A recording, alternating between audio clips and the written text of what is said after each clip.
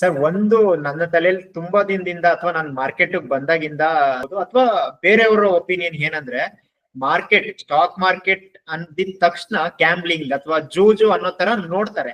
Actually ಅಲ್ಲ ಅದು, but ಆ ತರ ನೋಡ್ತಾರಲ್ಲ, ಇದನ್ನ ಹೇಗೆ ನಾನು ಫೇಸ್ ಮಾಡ್ಬೋದು ಅಥವಾ ಅವ್ರಿಗೆ ಏನ್ ಉತ್ತರ ಕೊಡ್ಬೋದು ನಾವು?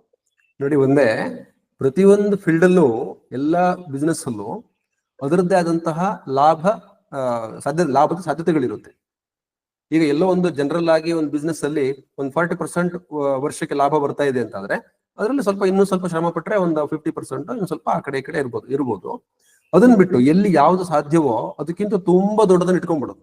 ಈಗ ಮಾರ್ಕೆಟಿಗೆ ಬಂದು ವರ್ಷಕ್ಕೆ 5 times ಪ್ರಾಫಿಟ್ ಮಾಡ್ಬಿಡ್ತೀನಿ ಅಂತ ಇಟ್ಕೊಂಡು ಬರ್ತಾರಲ್ಲ, ಅಥವಾ ದಿನ ಬೆಳಗಾಗೋದ್ರಲ್ಲಿ ಮಾಡ್ಬಿಡ್ತೀನಿ ಅಂತ ಬರ್ತಾರಲ್ಲ, ಅದು ಗ್ಯಾಂಬ್ಲಿಂಗ್ ಆಗುತ್ತೆ. ಮತ್ತೆ ಇನ್ನೊಂದು, ಗ್ಯಾಂಬ್ಲಿಂಗ್ ಅನ್ನೋದ್ರಿಂದ ಸರಿಯಾದ ಅರ್ಥ ಏನ್ ಹೇಳ್ಬೇಕು ಅಂದ್ರೆ, ಯಾರು ಅನ್ನೋನ್ ರಿಸ್ಕ್ ತಗೋತಾರೋ ಅವ್ರಿಗೇನು ಗೊತ್ತಿಲ್ಲ, ಬಟ್ ಸುಮ್ನೆ ಹಾಕೋದು ದುಡ್ಡನ್ನ. ಅವ್ರಿಗೇನು ಗೊತ್ತೇ ಇಲ್ವಲ್ಲ, ಹಾಗಾಗಿ ಅದು ಗ್ಯಾಂಬ್ಲಿಂಗ್. ಗೊತ್ತಿದೆ ಅಂತಾದ್ರೆ ಇಲ್ಲಿ ನನ್ನ ರಿಸ್ಕ್ ಏನು, ಎಷ್ಟು ಹಾಕ್ಬೋದು, ಎಷ್ಟು ಲಾಭದ ನಿರೀಕ್ಷೆ ಇದೆ, ಇದೆಲ್ಲ ಗೊತ್ತಿದ್ದು ಯಾರು ಹಾಕ್ತಾರೋ ಅದು ಗ್ಯಾಂಬ್ಲಿಂಗ್ ಆಗೋದಿಲ್ಲ, ಅದು ಬಿಸ್ನೆಸ್. ರಿಸ್ಕೇ ಗೊತ್ತಿಲ್ಲದೆ ಹಾಕ್ತಾರ, ಅದು ಗ್ಯಾಂಬ್ಲಿಂಗ್. ಓಕೆ, ಅಂದ್ರೆ ತಿಳುವಳಿಕೆಯಿಂದ ಮಾಡಿದ್ರೆ ಇದು ಒಂದು ಒಳ್ಳೆ ಬಿಸ್ನೆಸ್ ಅಂತ ಹೇಳ್ತಾ ಇದ್ದೀನಿ. ಖಂಡಿತ. ಆಕ್ಚುಲಿ ಸರಿಯಾಗಿ ಮಾಡಿದ್ರೆ ಜಗತ್ತಿನ ಒಳ್ಳೆ ಬಿಸ್ನೆಸ್ ಇದು. ಯಾಕಂದ್ರೆ ತುಂಬಾ ರಿಸ್ಕ್ ಇದ್ರಲ್ಲಿ ಇಲ್ವೇ ಇಲ್ಲ, ಅಥವಾ ತುಂಬಾ ಸುಲಭವಾಗಿ ಮಾಡಬಹುದಾದಂತದ್ದು. ಬಟ್ ತಿಳುವಳಿಕೆ ಬೇಕೇ ಬೇಕು. ಹೌದು. ಅಂದ್ರೆ ಜಗತ್ತಿನ ಅತ್ಯುತ್ತಮ ವ್ಯವಹಾರ ಬಿಸ್ನೆಸ್ ಅಂದ್ರೆ ಒಂದು ಸ್ಟಾಕ್ ಮಾರ್ಕೆಟ್ ಅಂತ ಹೇಳ್ಬೋದು ಧೈರ್ಯವಾಗಿ. ಖಂಡಿತವಾಗ್ಲೂ ಹೇಳ್ಬೋದು. Thank you.